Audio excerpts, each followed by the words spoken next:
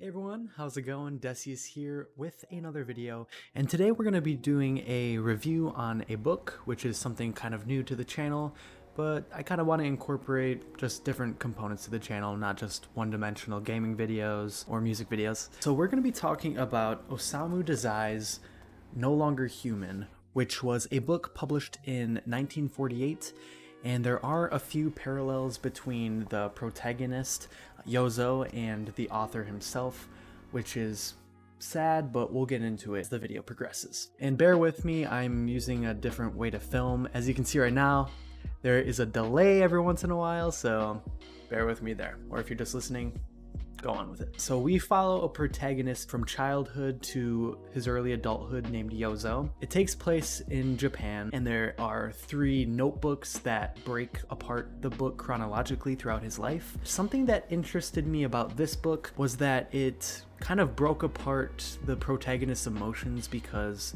as the title is, No Longer Human, he doesn't seem to fit in with humanity and connect with other people. He even has trouble connecting with himself. The way the book is written is extremely immaculate in the way it describes just perception and absence of emotion, kind of going through the motions and seeing how other people live and not completely understanding or connecting with it. I thought it was just a really interesting novel to just see something in another perspective without a lot of emotion and to see how behaviors can evolve over time. So we start with one of the first lines in the book.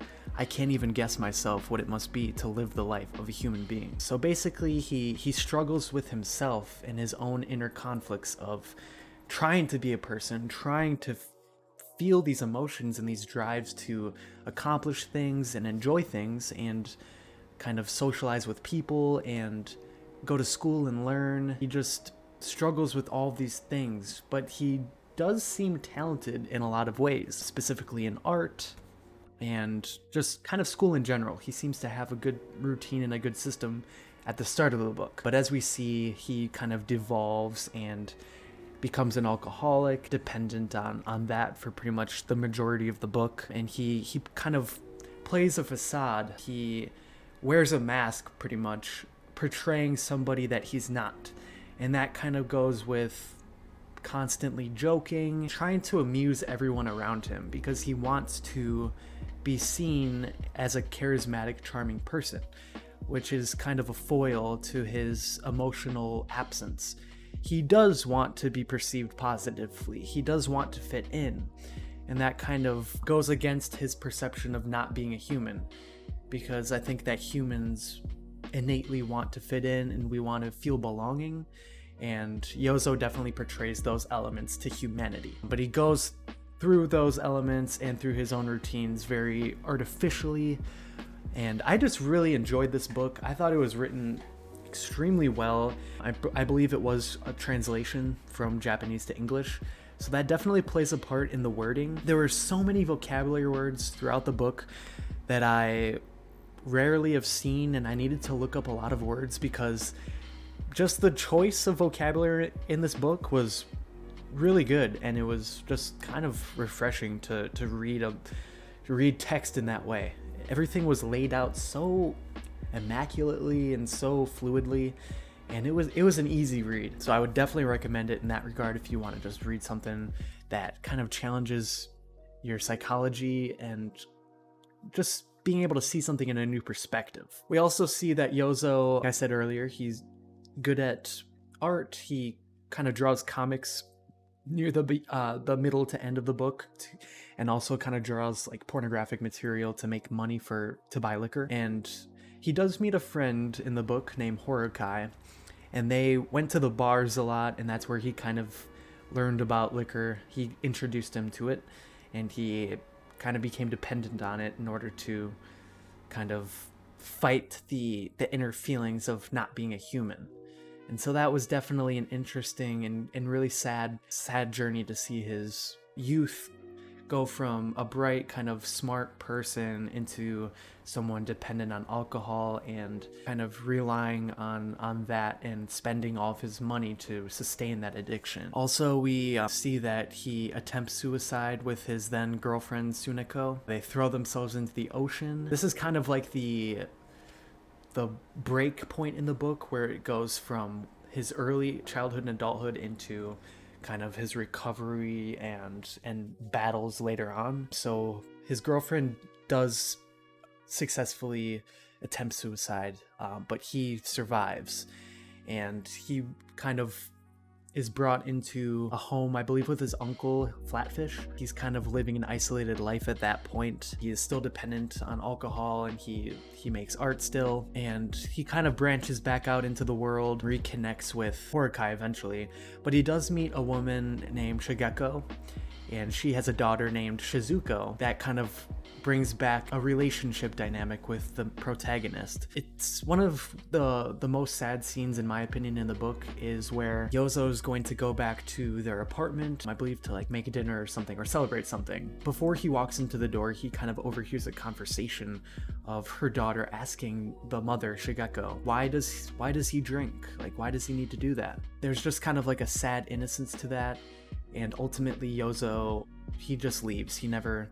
He overhears the conversation, and then he just leaves, and he never sees them again. So that was kind of a sad moment for sure. And he ultimately then meets a 17-year-old named Yoshiko. He talks about it a lot, that she's a virgin and she's naive, and she sees the good in Yozo and kind of wants to see the good in him rather than the bad.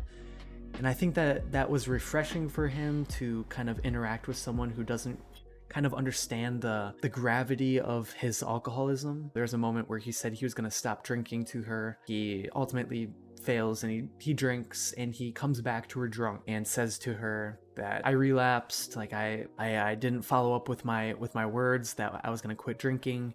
And she doesn't believe him, and she keeps saying that he's joking, like, oh, you're just joking, you wouldn't drink, like, you wouldn't do that. And he's like, my face is red, like, my nose is red, I am drunk, like, I relapsed.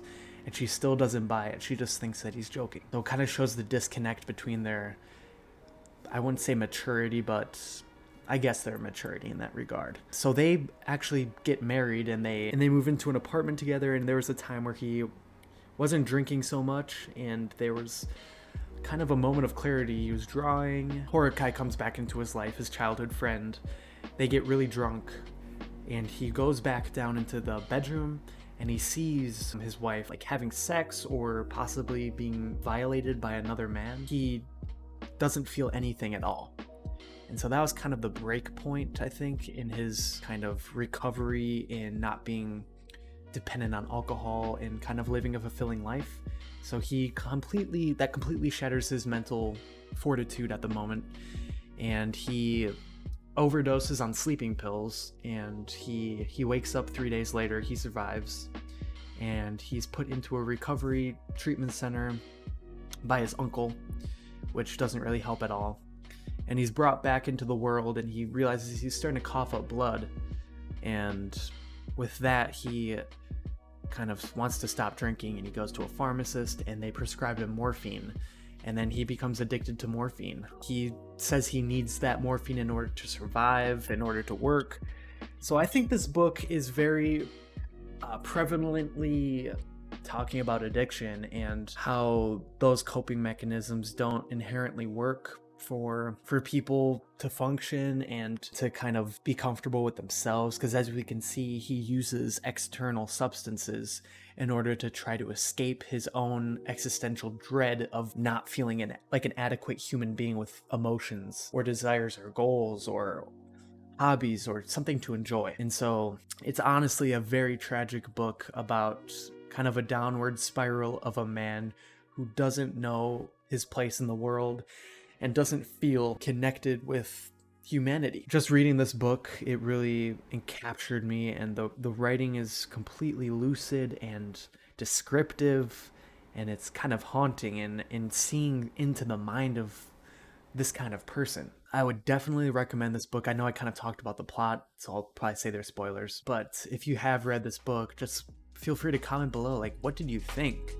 I thought from beginning to end, it was an incredibly captivating read, and I definitely got a lot out of it in terms of perception of humanity, coping mechanisms, how negative coping mechanisms can lead us down an even darker spiral related to alcoholism, painkillers like morphine. It's just some bad stuff. How his relationships ultimately led him into a darker path, but also it was kind of his own choices that led him down this path regardless. So it was just kind of a very, very dark read, and a very dark book in general. So just let me know what you thought about the book if you already read it. If you're on the fence about reading it, I would definitely recommend it. It's not a very long read. I believe it's about 170 pages. Very quick read. The text on each page isn't very dense. It's definitely something, if you just want to read something thought-provoking, I would definitely recommend it. Relating back to the author, he as well committed suicide, which kind of shows that this book more or less was a kind of a cryptic suicide letter about his own life, because there was a lot of parallelisms. And I thought that I didn't know that until I finished the book, and I thought that was pretty sad. But anyways, I'm gonna probably be doing some more book reviews because it's something I enjoy. I love reading. The next book review I will be doing is Dopamine Nation by Anna Lembke, who is a doctor. And I'm excited to read this one because it's something that I think most of us struggle with in today's society of overindulgence with social media, video games, you name it. Anyways, make sure to subscribe if you haven't already, and leave a like as well. That'd be awesome. Have a great day, guys.